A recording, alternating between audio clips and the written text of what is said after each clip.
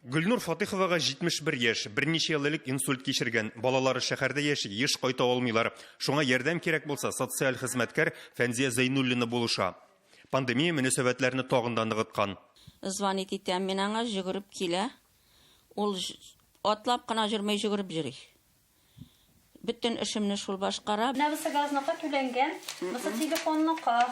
Менә бергә утларныкы, суларныкы, алар да түләнгән.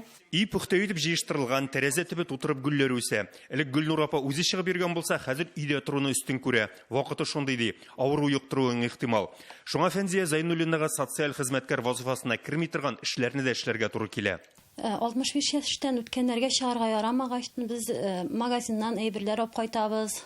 Ипиләр, сөтләр алып кайтып бирәбез. Шифаханәдән дарулар алып кайтып бирәбез. Калмый авылында барлыгы 600-дән артык кеше гомер кичерә. Шуларның 180-і 65 яшьтән өлкәнрәкләр.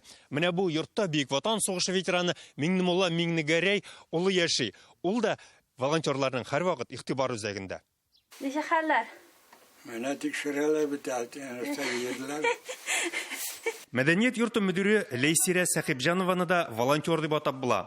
Авылдагы өлкәннәрнең хәлен гел белешеп торалар. Менә җигит булдың хәр.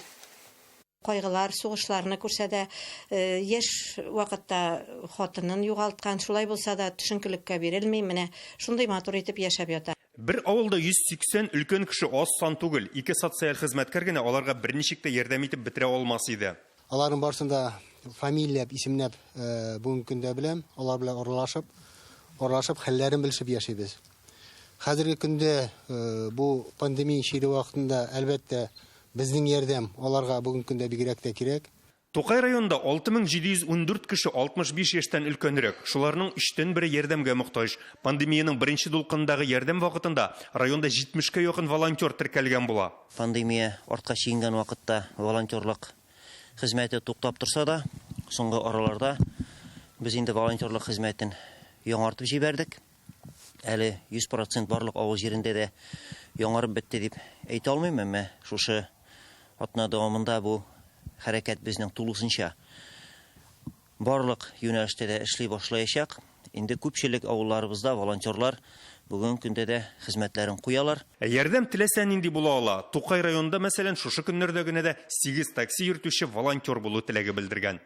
Тукай районнан Ишат Аюпов, Рамил Закиев, Яңа Гасыр каналы.